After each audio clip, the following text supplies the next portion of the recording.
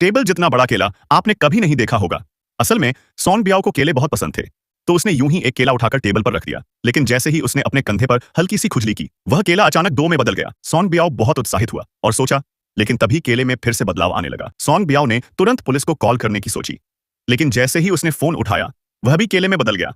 अब वह पूरी तरह से घबरा गया। घबराहट कम करने के लिए उसने एक घूंट पानी पिया, पर देखा कि पूरी टेबल पर केले ही केले बिखरे पड़े हैं। उसने जल्दी से अपना चेहरा धोया, सोचा कि शायद यह सब एक सपना है। लेकिन जैसे ही उसने पीछे मुड़कर देखा, केला अब टेबल जितना बड़ा हो चुका था।